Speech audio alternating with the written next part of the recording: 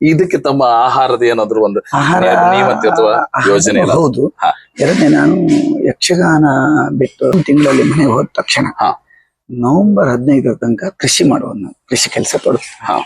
ಮತ್ತೆ ಯಕ್ಷಗಾನಕ್ಕೆ ಬರುವುದೇ ಕಡಿಮೆ. ಹೇಳಿದ್ರು ನಾನು ಒಂದೊಂದು ಯಕ್ಷಗಾನಕ್ಕೆ ಎಲ್ಲೇ ಕರೆದ್ರು ಹೋಗುದಿಲ್ಲ. ನಾನು ತುಂಬಾ ಜನ ಕರೆಯೋರು ಈಗಲೂ ದೇವರ ದಯದಿಂದ ನನಗಿದ್ದಾರೆ. ಬೇರೆಯವರಿಗೆ ಇದ್ದಾರೆ ಇಲ್ಲ ಗೊತ್ತಿಲ್ಲ. ನನಗೆ ದೇವರು ಆ ಭಾಗ್ಯ ಕೊಟ್ಟಿದ್ದಾರೆ.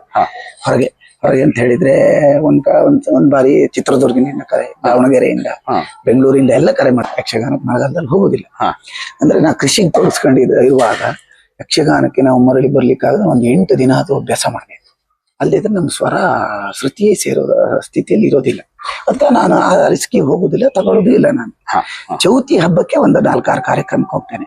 ಚೌತಿ ಹಬ್ಬಕ್ಕೆ ಒಂದು ವಾರ ಇದ್ದಾಗ ಒಂಚೂರು ಅಭ್ಯಾಸ ಮಾಡ್ತೇನೆ, ಸ್ವರ ಅಭ್ಯಾಸ ಮಾಡ್ತೇನೆ. ಅವು ಕಾರ್ಯಕ್ರಮಕ್ಕೆ ಹೋಗ್ಲಿಕ್ಕೆ ಆಗ್ತದೆ. ದೀಪಾವಳಿಗೆ ಇದು ನವರಾತ್ರಿಗೆ ಕಾರ್ಯಕ್ರಮಕ್ಕೆ ಹೋಗ್ತೇನೆ, ಒಂದು 4-6 ಕಾರ್ಯಕ್ರಮಕ್ಕೆ. ಅದಕ್ಕೂ ನಾ ಅಭ್ಯಾಸ ಮಾಡ್ಕೊಂಡು ಹೋಗ್ತೇನೆ. ಈ ಮಧ್ಯದಲ್ಲಿ ನಮ್ಗೆ ಈ ಕೃಷಿ ಕೆಲಸ ಮಾಡೋದ್ರಿಂದ ಸಡಲ್ ಆಗಿ ಯಕ್ಷಗಾನಕ್ಕೆ ಹೇಳಿದ್ರೆ ಖಂಡಿತ ಕೊನೆಯ ಪಕ್ಷ 8 ದಿನ ಅಭ್ಯಾಸ ಇದ್ದಿದ್ರೆ ನಮ್ಮ ಸ್ವರ ಶ್ರುತಿಗೆ ಸೇರೋದಿಲ್ಲ. ನಾವು ಹೋಗುದು ಇಲ್ಲ, ಆ ರಿಸ್ಕ್ ತಗೊಳ್ಳೋದು ಇಲ್ಲ. ಅಲ್ಲಿ 1 ದಿನ ಕಾರ್ಯಕ್ರಮಕ್ಕೆ ನಾನಿಲ್ಲಿ 8 ದಿನ ಅಭ್ಯಾಸ ಮಾಡ್ತಾ ಹೋದ್ರೆ ನಮ್ ಕೆಲಸ ಹಾಳಾಗ್ತದೆ. ನಾನು ಒಬ್ಬನೇ ಅದನ್ನ ನಿಭಾಯಿಸುದು. ನಮ್ಮ ಮನೇಲಿ ಬೇರೆ ಜನ ಇಲ್ಲ. ನಮ್ಮ ಹೆಂಡತಿ, ನಮ್ಮ ಅಮ್ಮ, ನಂದೇ 2 ಮಕ್ಕಳು, ನಂದೇ ಜವಾಬ್ದಾರಿ ಎಲ್ಲ ನಾನೇ ನೋಡ್ಕೊಳ್ಳೋದು. ಪ್ರತಿಯೊಂದು ಕೆಲಸ ನನ್ನ ತಲೆ ಮೇಲೆ ಇರೋದ್ರಿಂದ ನಾನು ಮಳೆಗಾಲದಲ್ಲಿ ಯಕ್ಷಗಾನ ಹೆಚ್ಚಿಕೊಂಡು ಹೋಗೋದಿಲ್ಲ. ಎಷ್ಟೋ ಜನರು ಬೇಜಾರಾಗಿದ್ದಿದೆ, ನೀವು ಯಕ್ಷಗಾನ ಕರೆದ್ರು ಬರೋದಿಲ್ಲ. ನಮ್ಮ ಕೃಷಿಯ ಪರಿಸ್ಥಿತಿ ಗೊತ್ತಿಲ್ಲ ಅವರಿಗೆ.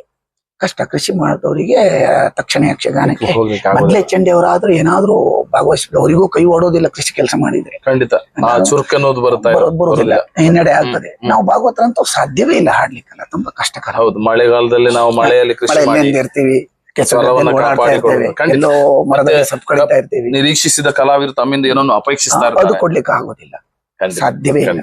ಮೊದ್ಲಿಂದ ಒಂದ್ ಸ್ವಲ್ಪ ಮಳೆಗಾಲದ ಆಟದಲ್ಲಿ ಸ್ವಲ್ಪ ವ್ಯವಸ್ಥೆ ಕೊರತೆಗಳೇ ಇರ್ತದೆ. ಊಟ ಉಪಚಾರದ ತೊಂದರೆಗಳು ಕಂಡು ಬರ್ತದೆ. ಸಂಜೆ ಯಕ್ಷಗಾನ ಮುಗಿದ ತಕ್ಷಣ ಯಾವುದೋ ಒಂದು ಬಾರ್ ರೆಸ್ಟೋರೆಂಟ್ ಅಲ್ಲೋ ಅಲ್ಲೆಲ್ಲೋ ಊಟ ಹೇಳಿರ್ತಾರೆ. ನಾನು ಶುದ್ಧ ಸಸ್ಯಾಹಾರಿ ಆದ್ರಿಂದ ನನಗೆ ಅಲ್ಲಿ ಊಟ ಉಪಚಾರದ ತೊಂದರೆಗಳು ಬರ್ತದೆ. ಅದಕ್ಕಾಗಿ ನಾನು ಮಳೆಗಾಲದ ಆಟವನ್ನು ಒಂದು ಕಾಲದಲ್ಲಿ ಸ್ವೀಕರಿಸುವುದಿಲ್ಲ. ಸಸ್ಯಾಹಾರಿ, ಶುದ್ಧ ಸಸ್ಯಾಹಾರಿ, ಸಾತ್ವಿಕ ಆಹಾರ. ನನಗೆ ಮಳೆಗಾಲದಲ್ಲಿ ಒಂದು ಕಾಲದಲ್ಲಿ ಒಂದು 4-6 ಆಟಕ್ಕೆ ಹೋಗಿ ತುಂಬಾ ತೊಂದರೆ ಆಗಿತ್ತು. ಊಟದ ವಿಷಯದಲ್ಲಿ ಸಮಸ್ಯೆ ಆದ್ರಿಂದ ಊಟ ವಸತಿ ತೊಂದರೆ ಬಂದದ್ರಿಂದ ಮಳೆಗಾಲ ಆಟ ನಮ್ಮಂತವ್ರಿಗಲ್ಲ, ಬೇರೆಯವ್ರು ಮಾಡಬಾರ್ದು. ಅದು ನಿಭಾಯಿಸ್ಲಿಕ್ಕೆ ರೂಮ್ ಗೀಮ್ ಮಾಡ್ಕೊಂಡು ಅಷ್ಟು ಪೇಮೆಂಟ್ ತಗೊಂಡು ಅಲ್ಲಿ ಇರೋರಿಗೆ ಅಡ್ಡಿಲ್ಲ. ನಮ್ಮ ಟೀಮ್ ಜೊತೆಗೆ ಹೋಗಿ ಅಲ್ಲಿ ವರ್ಕ್ ಮಾಡೋದು ತುಂಬಾ ಕಷ್ಟ. ಇದು ನಮ್ಗೆ ಆಗೋದಿಲ್ಲ. ನಮ್ಮ ಶಿಸ್ತಿಗೆ ಇದು ಕಷ್ಟ ಆಗ್ತದೆ. ಬರೀ ಮೊಸರನ್ನವನ್ನ ತಿಂದು ಕೆಲವು ದಿನ ನಾನು ಅಲ್ಲಿ ಒಂದು 4-6 ಕಾರ್ಯಕ್ರಮ ಕೊಟ್ಟದ್ ನೆನಪು ಉಂಟು. ಅದಕ್ಕೆ ಕಷ್ಟ ಆಗ್ತದೆ ಇದು ಅಂತ ಬಿಟ್ಟೆ. ಪ್ರಿಯ ವೀಕ್ಷಕರೇ, ಈ ವಿಡಿಯೋವನ್ನು ನೋಡಿ ಹಾಗೆ ಸುಮ್ಮನಾಗಬೇಡಿ. ಕಲಾಜೀವಿ ಯೂಟ್ಯೂಬ್ ಚಾನಲ್ ಅನ್ನ ಶೇರ್ ಮಾಡಿ ಮತ್ತು ಸಬ್ಸ್ಕ್ರೈಬ್ ಮಾಡಿ. ನಮ್ಮ ಚಾನೆಲ್ ಅನ್ನು ಸಬ್ಸ್ಕ್ರೈಬ್ ಮಾಡಿ ಪ್ಲೀಸ್.